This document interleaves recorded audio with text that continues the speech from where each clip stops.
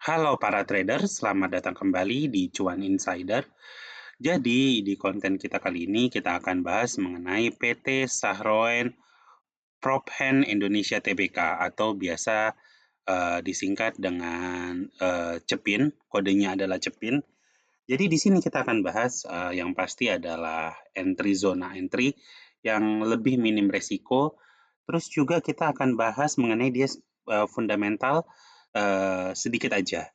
Jadi teman-teman jangan di skip videonya karena sekarang itu hari Senin tanggal 8 Desember jam 10 pagi ya teman-teman.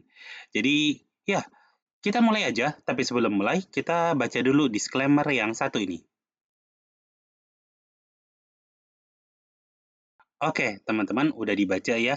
Jadi ini tambahan lagi disclaimer ya. Gini, semua video ini, konten ini di postnya kan sekarang nih ya. Aku selalu sebut tanggal ya. Jadi sebenarnya dia punya efektivitasnya itu cuma sebulan atau sebulan lebih 1 minggu lah. Sesudah itu biasanya kita ada update baru. Makanya kalian subscribe teman-teman supaya kita lebih semangat lagi untuk update hal-hal baru yang kita temuin teman-teman. Jadi kita langsung mulai aja pembahasannya. Oke teman-teman, ini adalah PT Saroin Pork Hand Indonesia Tbk. Tapi sebelum ke situ kita akan bahas mengenai Antam dulu nih teman-teman. Oke teman-teman, ini kalian bisa lihat ya, dia lagi jalan chartingnya. Ya video ini aku tuh minim sekali sama editing teman-teman karena ya jujur aja malas ngedit. Jadi kalau menurut aku memang ada sebagian orang yang bilang ini apa namanya support yang cukup bagus untuk beli. Cuma kalau aku pribadi menurutku ini masih agak kemahalan teman-teman. Jadi aku berencana untuk membeli di 2.800-an ke bawah lah. Jadi zona paling ideal kan untuk dibelikan di 2780 ya. Tapi mungkin aku akan sedikit agresif di 2.800 mungkin aku udah masuk. Ya pokoknya di zona ini aku udah mulai akan masuk sedikit. Dan kemudian aku juga udah planning kalau misalnya harganya jatuh ke bawah, aku akan beli. Jadi akan average down ke bawah. Kalian boleh copy caranya atau kalian punya cara sendiri.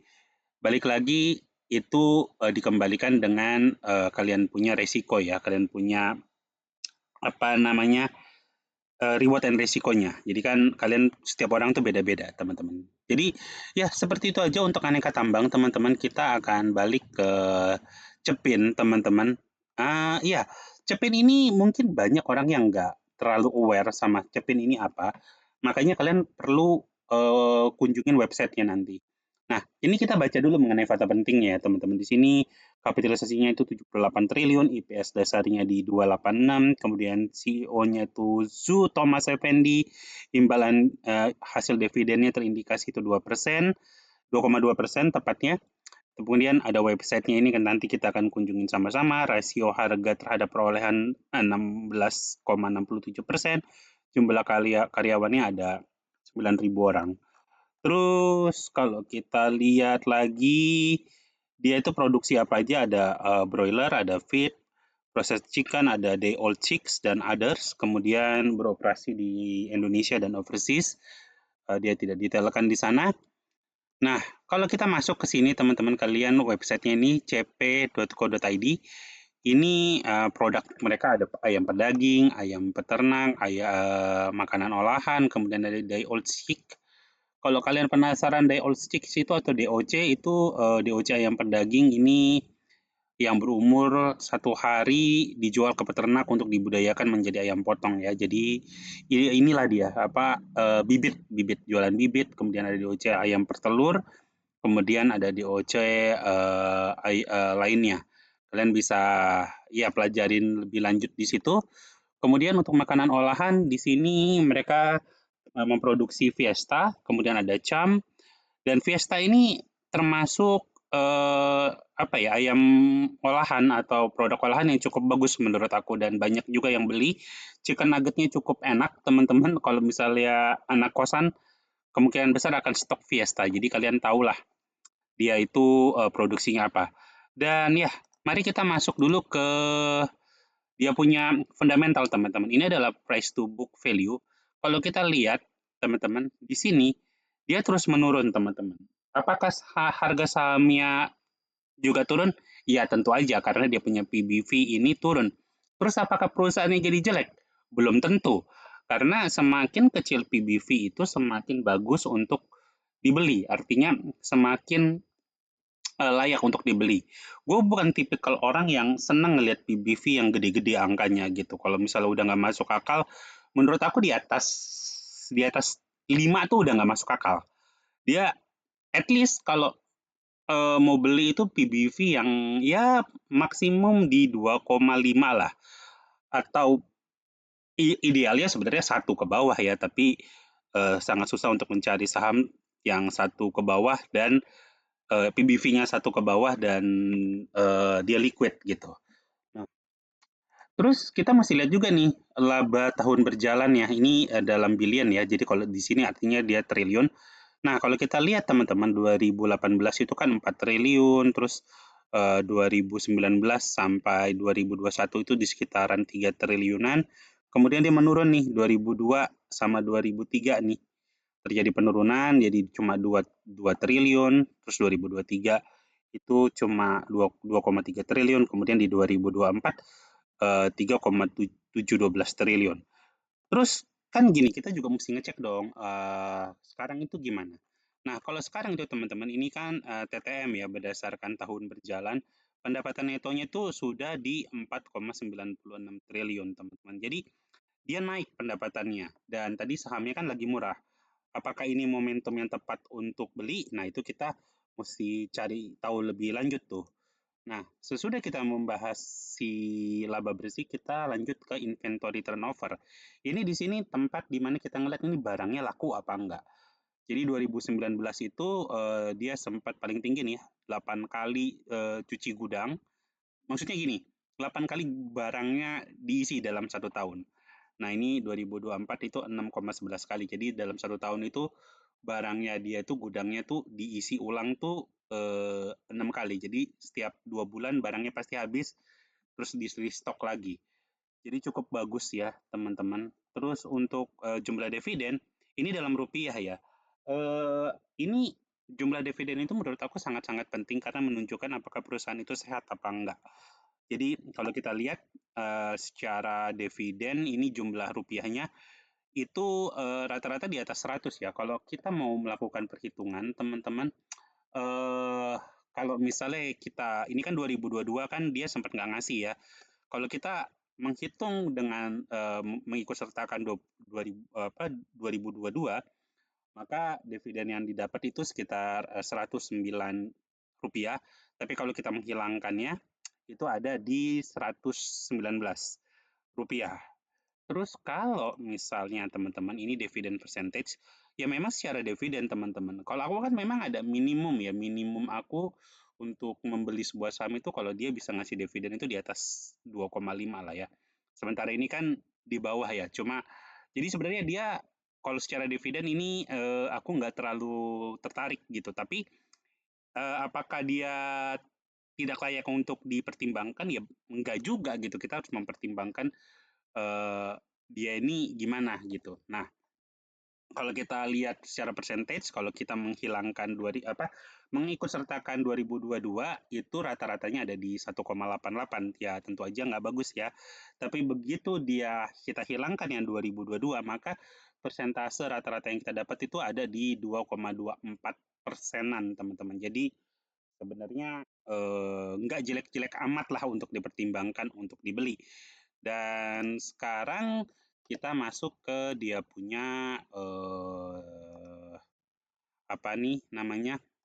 Sorry, dia punya eh, dia punya charting teman-teman. Sorry ya. Nah ini kita lihat monthly.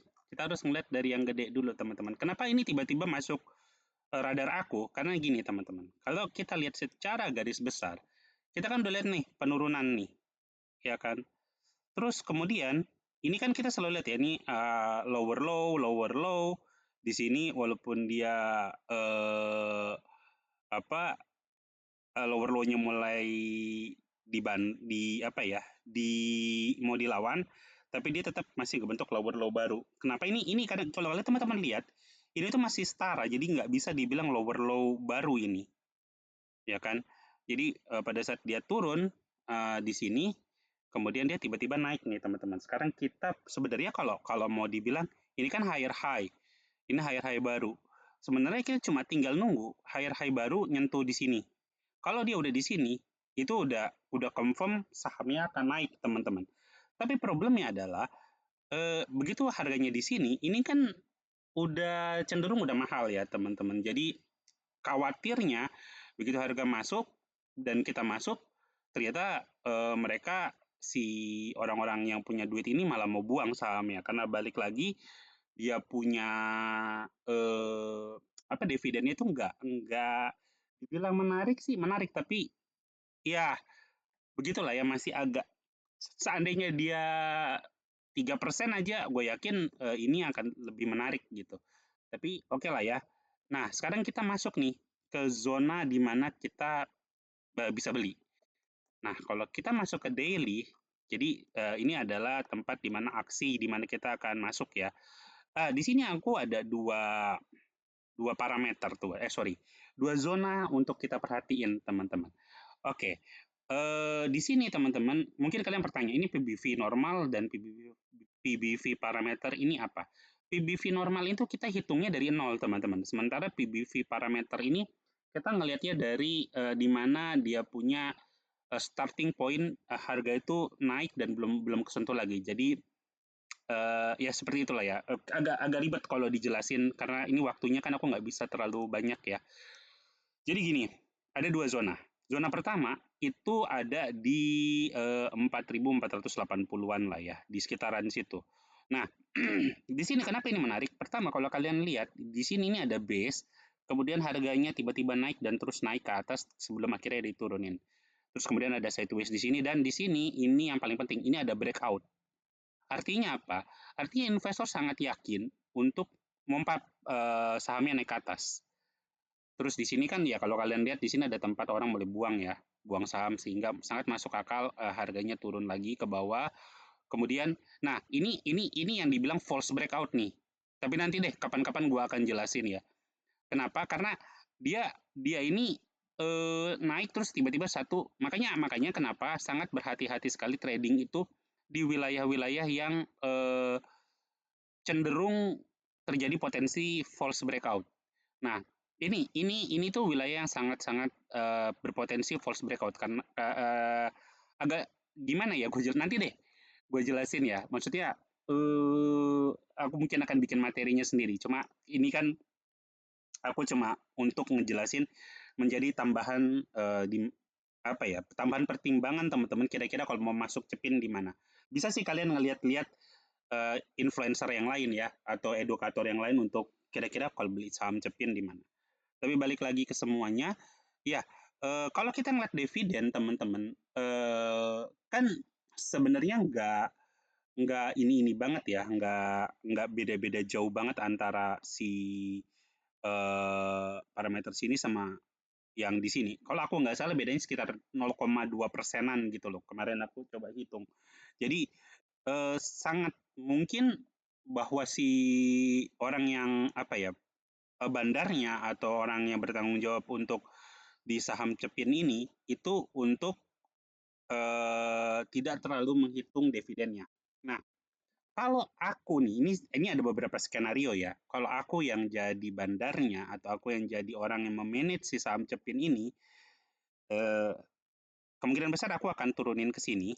Ya, ini skenario nomor 1 ya. Jadi kalian mesti perhatiin. Terus kemudian aku naikin ke atas, sedikit aja tembusin breakout seolah-olah dia mau naik ke atas, kemudian turunin ke bawah, bikin retailer panik. Jadi makanya kenapa kalau aku bilang kalau misalnya kalian kalian mau masuk itu jangan langsung masuk semua di sini.